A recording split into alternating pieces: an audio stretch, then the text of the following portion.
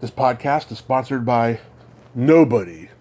Hey dudes, welcome to Splat from the Past, the only 80s themed horror sci-fi show where things can get totally radical.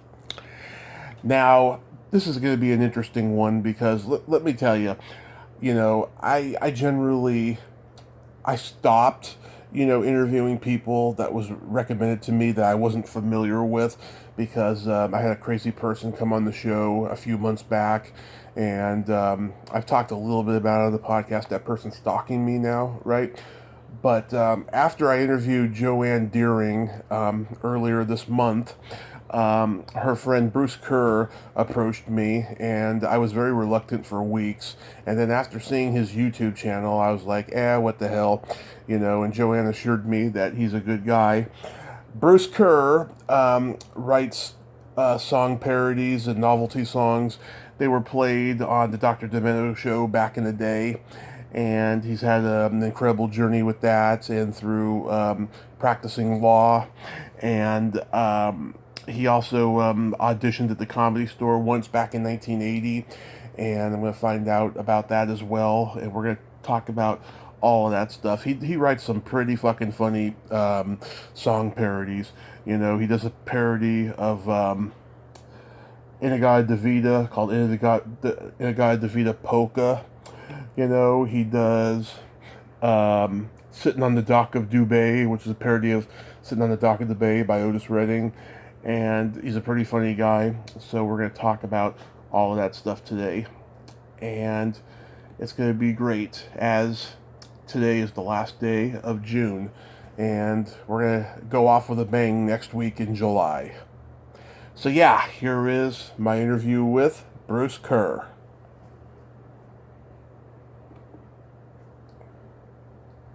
That's Tommy. Hey Bruce, welcome to the show, sir. How are you today? I'm fine, thanks for calling. Doing good. You doing all right? Yeah, just another day, got so many interviews to do, so much research. It's pretty cool. That must be fun for you, though. You seem like you enjoy it. Oh, I do. It's been one of the biggest blessings of my life after my car accident 6 years ago. I'm just lucky every day. I heard you mention that on Joanne's interview. I thought, man, how bad of an accident was it? It must have been pretty serious, huh? It was. It was pretty serious. I should be recovered? Yeah, I'm still recovering. I should be dead right now, but it's been a miracle that I'm alive. You're in your second life, then. Yeah, I mean that statistically I should be dead, Oh, sure. How bad it was. I suppose the car was totaled. It was an SUV, and it was pretty totaled, yes. And it was the guy I was with vehicle, yeah.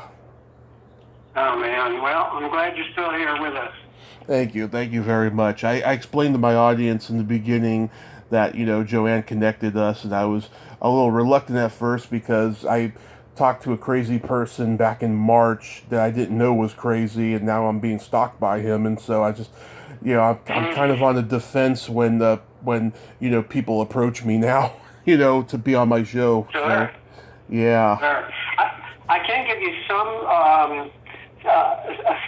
support in the concept of if you ever have anyone else on and you want to play any of their songs. You're right to be on guard if it's anyone who doesn't control their music and their recordings. But right. If you find someone like me that writes originals or does fair use parodies, you may want to talk about fair use at some point. And those of us that do parodies like Weird Al and so forth, who I open for, you may want to ask about that. But anyway, oh, yeah.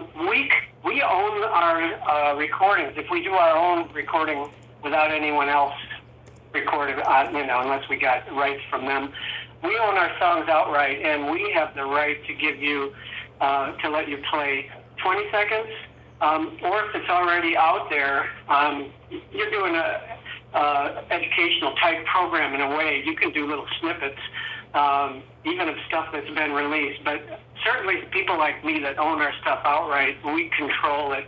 We're the publisher, and we can give you an email that says you can use snippets of the following 5 songs without any worries whatsoever.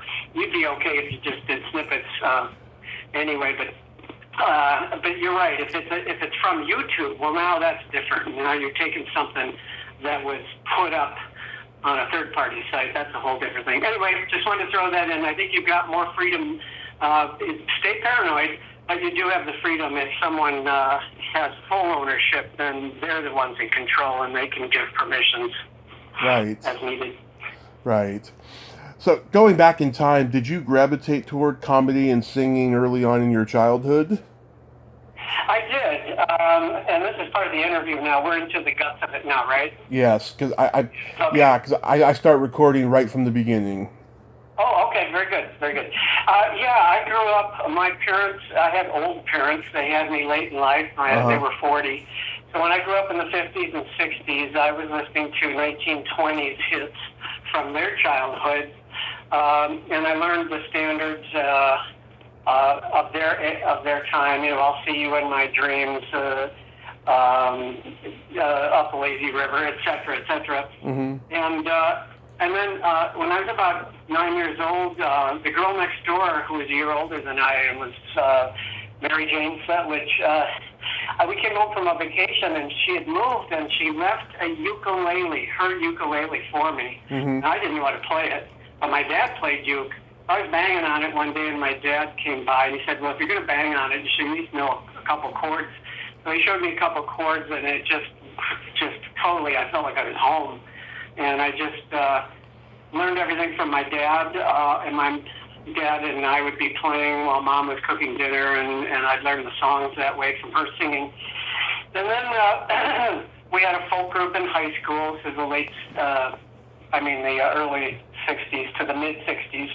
Then I went to the University of Michigan, and we got a rock band for 4 years, the same 5 guys the whole time. Ended up with a record contract, put out about 6 singles, signed with a major label. Nothing ever made it, so that was, I kind of put my music career on hold at that point. Wow. Were you listening to guys like Spike Jones? Absolutely. Spike Jones, we had a few records. Another one was Stan Freberg. Stan Freberg, yeah. 45 RPM on one side, and they were parodies. These were the first parodies I ever heard. One was a parody of the Honeymooners show with Jackie Gleason. Right. And it was called The Honey Earthers, and it took place on the moon. They were moon aliens looking at the Earth in the sky. And on the other side was parody of the Lone Ranger. It was The Lone Psychiatrist. And I played that record, both sides, endlessly when I was, 9 or 10. I totally got the commentary they were doing on the original show or song. And I never thought I'd, go into doing parodies as a part of my life, but I just loved it. So, yeah, and we also had the first Tom Liver movie. I think it was an LP, but it was a smallish LP, the red cover and the white and black keys.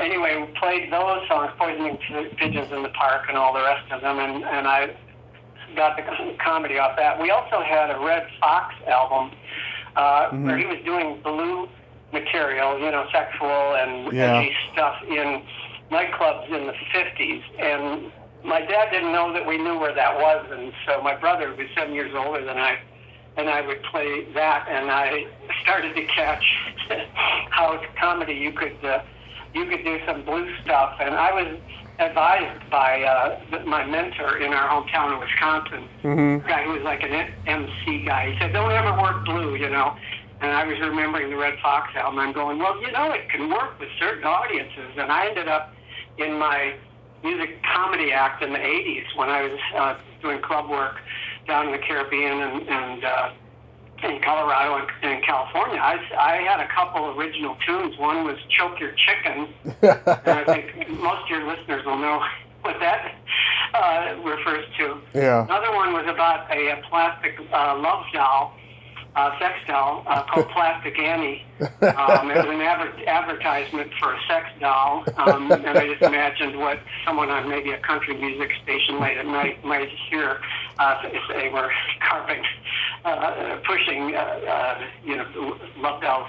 Anyway, I had a little bit of blue stuff that I put into my repertoire, and It's the right audience. If you're at a nightclub and people have been drinking and they're adults and all, even in the 80s, and 70s when I really started gigging solo, you could get away with it.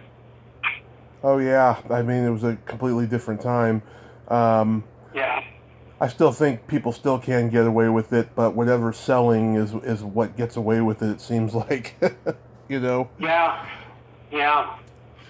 Yeah. Yeah, different time. I mean, you could do almost anything. Coming out of the 60s, and when I finished my schooling, and I worked for a year and a half in a straight job, and then I gave it up to move to Los Angeles and go on the road and really try and make a career out of it. You could pretty much, again, that 60s mentality of, do your thing and, whatever it is, and it was way early on before politically correct times and all that. Right. And you could do pretty much anything you wanted to. The main thing was, will you get to stay at the bar you're working at, because the people like and they're drinking and they stay drinking, or do they leave? And if they stay, then, the guy will keep you there. He doesn't want to have to hire people over and over and over. He'll take you in there for weeks or months or even years at a time. When I was working in the Bay Area in the 80s, I worked the same hotel, bars, and clubs. And then I'd throw in whatever else I could find, private parties, comedy clubs, all that. But the same nightclubs pretty much from 84 to 92, when I had to hang it up because of the recession. There just wasn't enough work. I had to find a straight job again. So what was the first parody you ever wrote? I think it was, I was down in the Caribbean. I'd found work on St. Thomas. There was a place called Sparky's on the waterfront down there, and I'd go down for the season for several years, and I think it was 1980. They had a boat, a local boat, that took you to the British Virgin Islands and back and forth between the U.S. Virgin Islands, St. Thomas, St. Croix, St. John. It was called the Bomba Charger. And a few years earlier, the wreck of the Edmund Fitzgerald, had been popular. Right. By Gordon Lightfoot. And I thought, well, why don't I just twist the words and have it be about this stupid little 20-seat motorboat that takes people around the island. So I did the wreck of the Good Bomba Charger, and basically in it, what happens is the singer and the captain smoke so much weed and get so drunk that at the end of the song, the wreck of the Good Bomba Charger is not really the boat. It's the guy who's so screwed up from smoking too much and drinking too much that he is the wreck. Anyway, I started doing that in my live show down there, and people loved the local aspect to it. And so I thought, well, that kind of worked, And again, you're kind of looking back on the lone psychiatrist, right? Twisting an original piece of work into something different that people can chuckle at. Yeah, wow. And the one that really got me going was, that was 80, I think it was 7 years later. So all those years I was working these various clubs and so forth, starting in 83 in the Bay Area. 87, the number one song was the Bangles' Walk Like a Duke Magian. Walk Like an Egyptian. Yep. And the governor of the time, Governor Duke Magian of California, had just had a campaign to get rid of two members of the California Supreme Court and the Chief Justice, Rose Byrd. I've been successful with that effort to oust them or not get them renewed. And so I twisted Walk Like an Egyptian into Walk Like a Duke Magian, January of 87. Nice. And sent that to Dr. Domeno. He played it, sent it to the local KGO AM radio. They played it. Sacramento went nuts because it was state government stuff with George Duke Magian. And it got covered in all the newspapers and so forth. So that was really the first parody that really started. I went, okay, well, if that worked, let me see if I can do something else. And then Jimmy Swaggart had his whole sexual bust with the prostitute. So I took the old 1964 song Ringo by Lauren Green from Bonanza and changed it to Jimbo He actually, 20 years later, or actually more. Let's see, that was in '88. That was a 12. About 20 years later. After YouTube got going, and I put up a video version of it that we had done back in '88. And I got a threatening letter from Swaggart and his organization. They were going to sue if I didn't take it down. They did the normal takedown process to get it off of YouTube. I had to counter. I got a hold of the Electronic Frontier Foundation because it was local in the Bay Area. Yeah. They represented me, sent a letter back, and they finally backed down. They were trying to get me to drop the video. It's still on YouTube. Oh man. Yeah.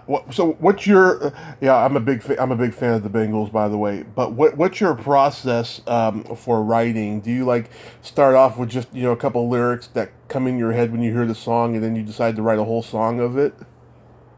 Yeah, there's usually a line out of the original song that sort of you can twist it, and maybe it's about something contemporary or something funny or the opposite of what the song meant.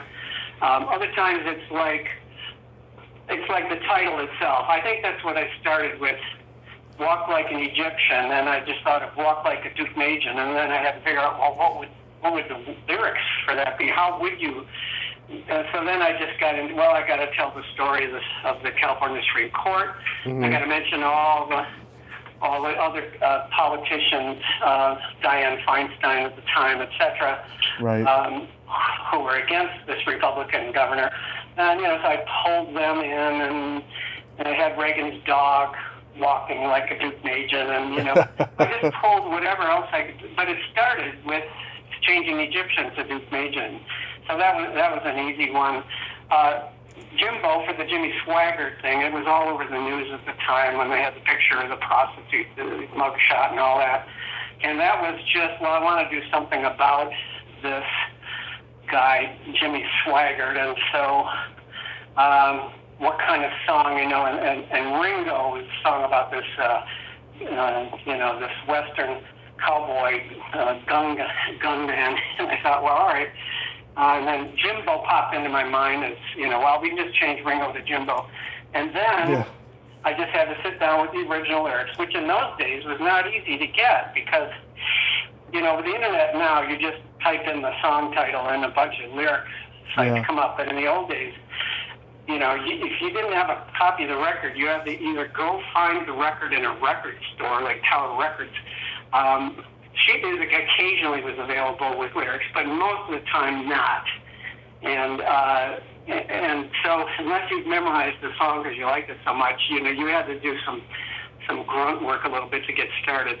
But then it was just a matter of telling the story of Swaggart and getting caught by Marvin Gorman, his rival, who took the picture, went up on AP with the hooker coming out of the room.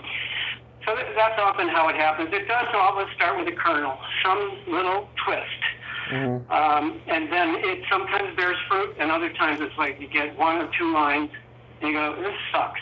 This is horrible. So, you're lucky when it does work. But when it does work, most often, it works right from the first idea all the way through to the last line. You go, done. And it's often, an hour or 2 days, half hour the first day, you just flesh it out, and the next day you finish it up. It usually either works or doesn't work because it just lends itself to being twisted on each line, or you find some kind of way to put in a filler line that still moves the song forward, occasionally. Yeah. So, did you grow up with Joanne? Not quite. I mean, she was in Kenosha. I was in Waukesha. She ended up going out with and then eventually marrying a friend of mine from Waukesha, Mike Hazy, who's also in show business. He is an ace at doing construction of sets for movies and commercials and stuff. And Mike pulled me in to see Joanne when about 70, 2, I think it was. She was starring in Cabaret in our hometown, Waukesha. So I don't know how she met him, probably through some of the theater stuff those guys were doing. And Will Durst was part of that group, too, from Waukesha. He was in the theater with Mike and Joanne. And he took me to see Cabaret, local production. And Joanne had the lead, and she was just amazing. I mean, outstanding. And then I'll never forget, sometimes during the middle of the show, she's doing a song in the Cabaret. She came out and sat on my lap. I think Mike probably put her up to it and said, "There's my friend out there, Bruce Kerr. Go sit on his lap." And she sang the song all the way through, right to me. And of course, I just loved it. And we sort of bonded after that. And then we ended up, all of us, getting a house up in the Upper Peninsula of Michigan. This is before Will Durst was a comedian. He was Bill Durst, and he was working for a friend of mine. I was up gigging in a local saloon on US 2 that runs through the Upper Peninsula. Mike was up there pounding nails for this same friend. And so we rented a house, rooms in a house this divorced woman had, and she had an indoor jacuzzi. It was a designer house in the middle of nowhere. You get snowed in and you wouldn't get out of there for a couple days. But she rented us rooms, and we all lived and partied together for that winter of, that would be 73, 74. And then the next, like a year later, I was back in Wisconsin. I was in Milwaukee, and I walk into this club, and Will Durst now, is on a stool trying out comedy bits. And I thought, wow, interesting. And then, like 6 years later, I moved to San Francisco, and I opened up the newspaper, and Will Durst has won the San Francisco comedy competition. And I go, my God, he's really done it. So that was interesting, a neat connection. But yeah, Joanne and I kept in touch all through those years. Joanne Deering, also known as Joanne Deerdorf back then. And she helped me one time, a banjo-playing duo friend of mine and I were down at Fort Lauderdale, and she was in traveling show of Godspell, and we went and saw that. And then she said, they got a bar here, and I bet you could get a gig here. So she got us an audition down on the beach with the owner, and he hired us. So that was great. And then Joanne also helped me in 1980. I landed back in Los Angeles, and she was working at the Comedy Store. Mm-hmm. And she got me a slot on that front room. Yeah. I forget what they called that room. You're familiar with it from your days there. Oh, yeah. But anyway, I did my shtick, but it was, my stuff were songs, and I'd try and do some bits in between. But, people in stand-up comedy clubs in the 80s wanted stand-up. The old formula I used to hear was a laugh every 6 seconds. And I'm doing a 2.5, 3-minute song, a parody or a funny, hopefully, original. And I'd get through the set, and it worked. And I did it several weeks at various clubs, Fresno and San Jose, etc. But it wasn't really the home feel. I needed the 2 to 3 hour night to really work the whole show and the various bits I did and all that. And it wasn't really stand-up as such. No, I've talked to a couple of the guys who did music in their act, like Denny Johnston and Brian Seff, who was part of Rick and Ruby. And then, of course, there were guys like James Lee Reeves and Gary Muledeer who were, playing guitar in their act and stuff. That's one thing that was great about comedy back then. It was a magical time of underground counterculture creativity going on, and you could hone your craft. And we weren't living in such a capitalist society back then. You could just hone your act, until the point where people can make money off of it. Mm-hmm. It's all different now. Yeah, I suppose it is. I've been away from it for so long. I stopped once the recession in 90 to 92 hit. I actually was hardly getting any work at all, and I took a job. I had been a lawyer 20 years before that, but I'd given that up to do 20 years of music and comedy. And so I looked and I found a job driving airport shuttle for 2 years on the night shift, door to door. So you take people from San Francisco Airport, Oakland Airport, and San Jose Airport, take them home. And you work from like 1 in the afternoon to about midnight or 1, the last flight's coming in. And I realized the work was just drying up for my type of show, for music and comedy in the clubs. So I pulled out my law license after 20 years and went and got a paralegal job with a bankruptcy firm, and then eventually took the bar and got my California license for doing anything but federal bankruptcy law. And then I finally got a job in '97 at Sun Microsystems in the legal department, and I just stayed there. And had my second career, well, back to my first, I guess. Anyway, and then that went, then Oracle bought Sun in 2010, and then I stayed with it until last September. Our whole group got laid off, and so maybe I'm retired. Haven't figured it out yet. Well, congratulations on that. Retirement's a beautiful thing. You got out of comedy when the going was good, because it got worse and worse from there after the 90s. But did you ever play the Holy City Zoo? No, that was in San Francisco, right? Yeah. Yeah, no, I played, the club I played there most was the Tar and Feathers. It was on Union Street. It was 83 when we moved to San Francisco from Santa Barbara. We've been going back and forth from the Caribbean whenever I could get work in the winters there. And we ended up in San Francisco, and it was a 4-hour gig at this place called Tar and Feathers. It was an oldies club where you did oldies and you did sing-along and you did comedy skits, bits, you could throw in. And so my show kind of fit in there for what I was doing. But the owner, when I took the job, said, now here's the thing. You got to understand that there's 40 bars along the way here on Union Street, right downtown. You don't take breaks. So I wouldn't advise you to drink as much as you might normally drink at these clubs when you're performing, even water, because you can't go to the bathroom. And I said, what's the deal? He said, well, the minute you take a break, they're going to move to the next bar. So the only hope we've got is you do your show, you hold them here, you don't stop. They forget about anywhere else, and they're having the time of their life as their friends, and they're ordering trays of drinks, and you just keep doing what you're doing. So I had to learn to not drink as much, even though I'm sweating under the lights and so forth. You just let yourself get dehydrated so that you could stand up there for 4 hours. So that was weird. I could never do that gig now at this age, I'll tell you. Yeah, that's a young man's gig for sure.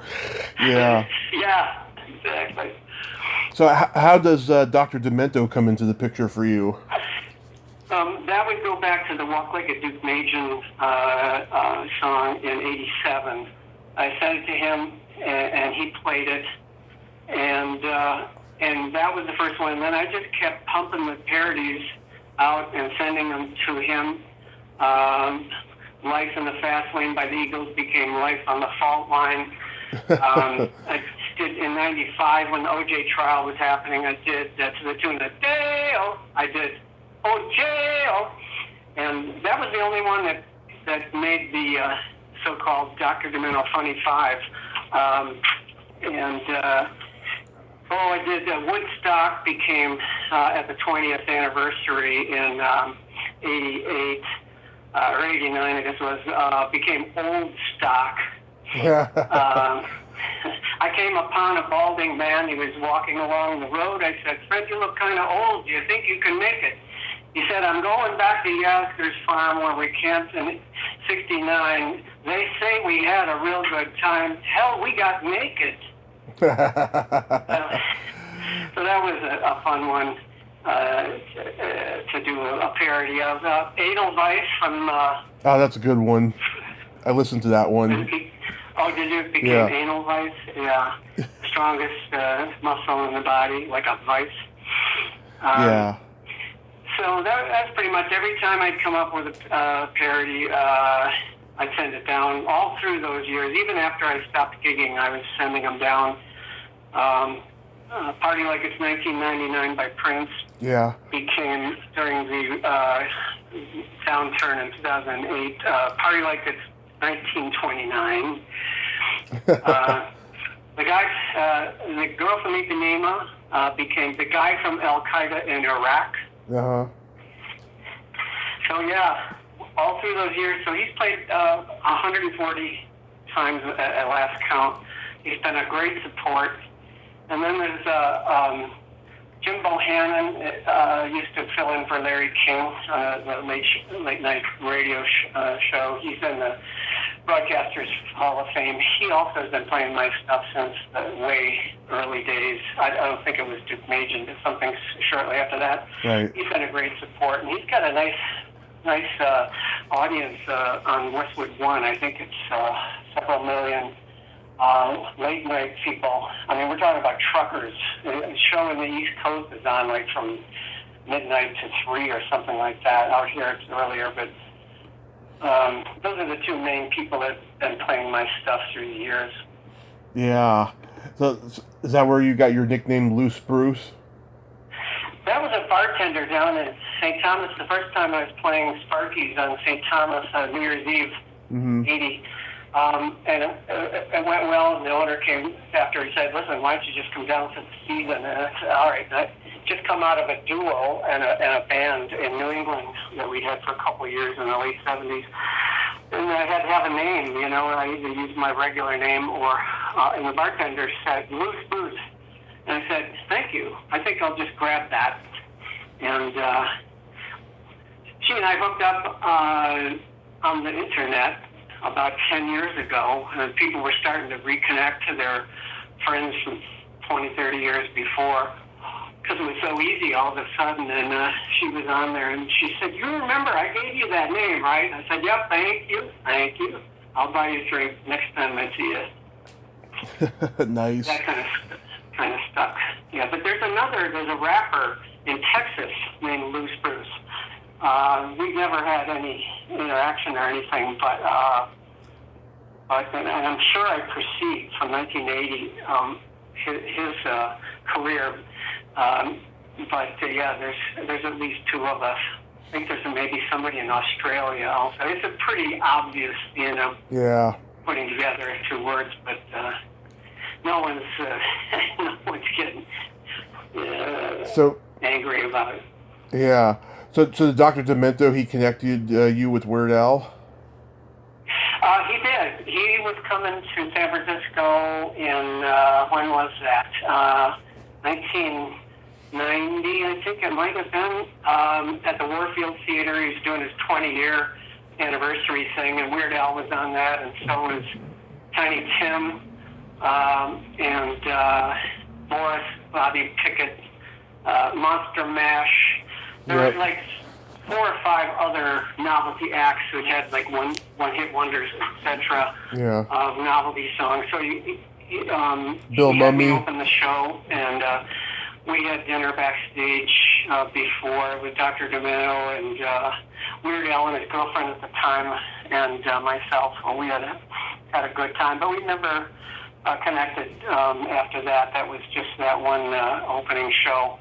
But he was a very gracious guy, very quiet. A lot of people think, oh, he must be insane in person, but like many comedians who might have a persona they pursue publicly, he was just a gentleman, great guy. It was a fun dinner. And did that show, and then they did it down in L.A., but I wasn't part of that one. But that was his 20th anniversary. Nice. Yeah, I've heard nothing but good things about him. I've come close a couple times to go see him. But, yeah, I'm a huge Weird Al fan. I know all the parodies, all the originals. I know all the lyrics. I just love him. He's so brilliant. And 4 40 years. I mean, Yeah. God, what a career. And most people are lucky if they're popular for a couple years. I know, right? It's insane. Jeez. He keeps pumping stuff out, and it's a brilliant stuff. Yeah. I forgot to mention to you, I met Will about 5 years ago, and oh my God, it was after a show at Rooster Teeth Feathers. I told him, I remember being 7 years old, seeing his HBO special, and he said, "Oh God, why did you have to say that? Oh, No. that's like saying, oh, you're my parents' favorite comedian." Oh.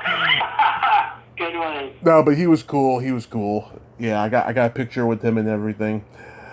Okay. Good. So I took a look at your YouTube channel, and I was just on the floor laughing.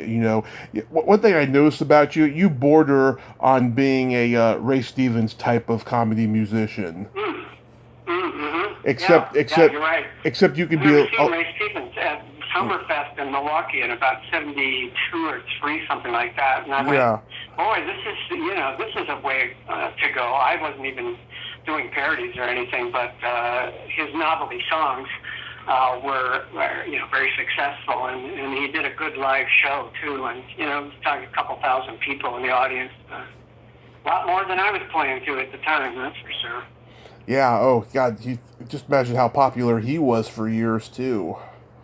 Yeah, because he was pumping out Guitar Zan and stuff like that from like late 50s even. Yeah. The Streak, which was his biggest one, and he had a non-novelty hit with Everything Is Beautiful. Yeah, that was quite amazing. What a crossover. Yeah. Oh yeah, you mentioned Joanne Deering. I wanted to tell you about something happened when she was our focal person in Los Angeles for a bunch of us. Her apartment became the place where you crashed when you first moved from New York. Like Bill Maher stayed there. I came out from Wisconsin. I stayed at her apartment. And after I got there in '80, my wife and I were together, and Joanne was setting things up. She said, "Listen, we're going to dinner tonight. You want to come along?" I said, "Sure. Who are you going to see?" So, a friend of mine, Jerry Seinfeld and Larry Miller, are going out for pizza, and this was before Seinfeld had hit big. But they were doing comedy. They were traveling, and they had work. They were doing the Comedy Store and stuff like that. Right. So we went to dinner, and I ended up sitting with Larry and Jerry, and Joanne was at another table. So after dinner was over, Joanne said, "Well, do you guys have a good time?" I said, "Oh yeah, some funny bits. It was really funny." And I said, actually, at one time, I made some kind of joke, and I said, Jerry looked over at me and he went, "That's funny." And she said, "Oh, that's the most you'll ever get out of him. That means he really thought it was funny, because he wouldn't say anything normally, but if he said anything at all, that's about how he would deliver it. That's funny." No more of a reaction than that. Anyway, that was a fun time. Yeah, this sure sounds like it. So, your YouTube channel, it's just Bruce Kerr, right? Yeah, Loose Bruce Kerr. Yeah, if you just plug in Loose Bruce Kerr, if you're on YouTube.com, they all come up. The other place I have it is loosebrucekerr.com. That's my podcast site. That's got all those same videos that YouTube has, and they're downloadable. They're all free. But it also has audios, my MP3s of almost everything has become a video as well, but some of them not. All those songs, including my serious songs, because I also write, love songs and songs about other topics. Those are all on loosebrucekerr.com. Kerr being spelled Kerr. So if anyone wants to load those songs up on their iPhone or whatever, be able to listen to them when they're working out at the gym, you can get the songs there or the videos as well, and save a copy. Nice. So you have a podcast? Yeah, and all it is it's not a regular thing. It's not a live thing. Uh-huh. It is just a storage location for the download and reading the little blurb about each video or song, and maybe a little story that went along with it or whatever. And so there's just a big long list with the still picture and the blurb, and you just click on it for download, or you just stream it if you don't want a copy. So yeah, it's a podcast, but it's not your typical one where you're doing a presentation, quote unquote, live to an audience to listen to. And what's that called? That's just loosebrucekerr.com. Okay. If you type that into a browser, up will come the page, and the first video is at the top, and then you scroll all the way through. There's about 100 items up there from 2006 when YouTube really got rolling. I've been putting stuff up. It's weird because that's I was like turning 60, and the most audience I've ever reached, you're back in the club days, you're doing 50 to 100 people a night in a lot of those clubs, and then you're getting some airplay, and I got on CNN. Occasionally the TV stations, networks would use a parody to close out the news hour on some current subject or whatever. And then did it with Gorbachev when I had Gorby back in 1990 or something. But mostly my biggest audience is since YouTube, because now between YouTube and the podcast, there's tens of thousands of people. Well, actually, it's up to hundreds of thousands of subscribers now, and people who have either streamed or downloaded. And so I did this whole career thing and then gave that up, and then was a lawyer. And all of a sudden YouTube comes along, and I can connect with large numbers of people. But of course, numbers are just numbers. I mean, the main thing is, are you connecting with anyone, whether it's one person or a small club? And small clubs are awfully fun. The nights where things really click and people are happy and they're drinking and they've forgotten their woes, and you're pumping the stuff out and they're loving it. There's nothing like that. Nice. Well, Bruce, I thank you so much for coming on today. Thanks for asking me. This has been fun. Absolutely. You have yourself a great day and stay safe. You too, Tommy. All right.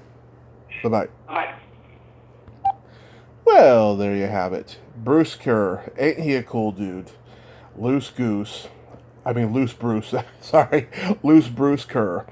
He's a cool guy, funny guy. Check out his videos on YouTube and his podcast. He's a pretty funny guy. I'm glad that Joanne could connect us overall.